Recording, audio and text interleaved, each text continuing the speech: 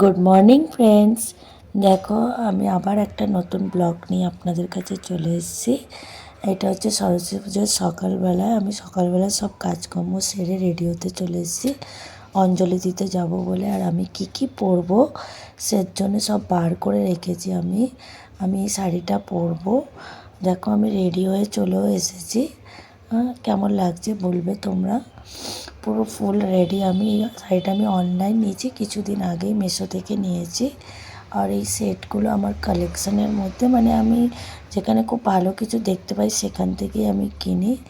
কিছু ম্যাচিং থাকে না আগে থেকে, আমার মানে ম্যাচিং হয়ে যায় জাস্ট, এরকম ব্যাপার। কেমন লাগছে বলো তোমরা। এই দেখো, আমার ছেলে আমার সঙ্গে ম্যাচিং করে একটা ভালো পাঞ্জাবি পরেছে পার্পল কালারের। স্বামীও আছে পেছনে। প্রথমেই গেছিলাম আমার একটা বন্ধুর ঘরে, যেখানে মাঘী গণপতির ও গণপতি এনেছিল। ওখানে ভিজিট করার পর আমরা তারপর মণ্ডপে গেছিলাম। এখানে তুমি গণপতির মূর্তিটা দেখতে পারো, কত কিউট একটা ছোট্ট গণপতি। এটাও 1.5 দিনেরই পুজো হয়। এই যে আমার বন্ধু বলছে তুইও আয়, তোর সঙ্গে একটা ফটো তুলি। আমরা দুজনে ফটোও তুলেছি, দেখতে পারো এই ফটোটা আমরা তুলেছি। আর এবার আমরা ওখানে প্রসাদ খেয়ে নিচে নেমে এসেছি। এই যে আমার বরমশাই গাড়ি বার করছে, এবার আমরা যাব। দেখো তো কেমন লাগছে আমাদের দুজনকে, ভালো লাগছে কি দেখতে। আর এই তো মণ্ডপে আমরা চলে এসেছি।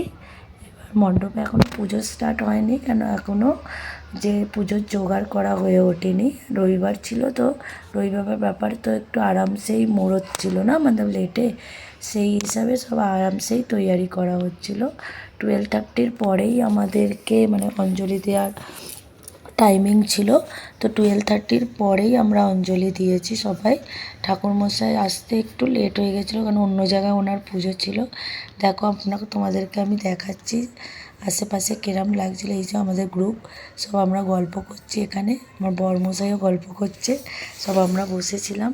আর এই যে এইটা আমার দেবরানী, মানে আমার যা, আমার মাসি শাশুড়ির ছেলের বৌমা। এটা নতুন বৌমা, যদিও এখনও 1 বছর হয়নি ওর বিয়ে হয়েছে।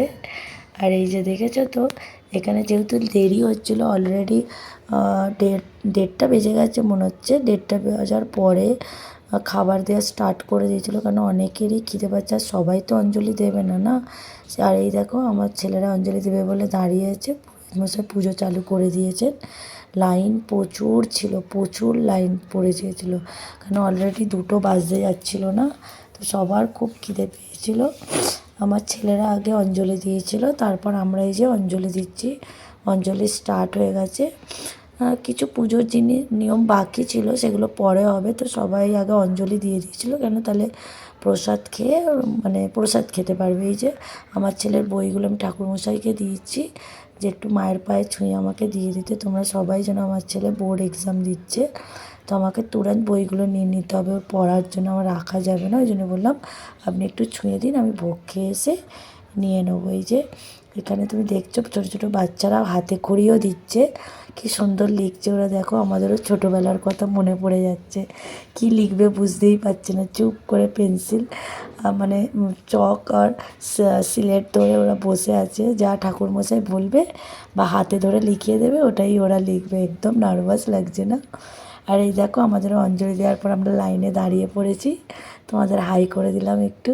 অনেক বড় লাইন ছিল, প্রচুর বড় লাইন পড়ে গেছে, কেন অঞ্জলি দেওয়ার ক্যান্ডিডেট বেশি ছিল না।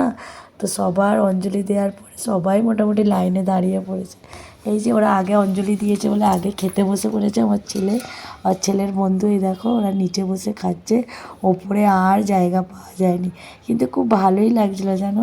পরে দেখবে আমরাও নিচে বসেই খাবো, ভালোই মজা লাগছিলো নিচে বসে। ওরা বেশ একটা কার্পেটের মতো দিয়েছিল, ওটাই বসে আমরা খাচ্ছিলাম। এই যে ভোগে ছিল দেখো, খিচুড়ি, মিক্স ভেজিটেবল দিয়ে একটা বাঁধাকপির তরকারি, বেগুনি, পাঁপড়, চাটনি, পায়েস আর রসগোল্লা।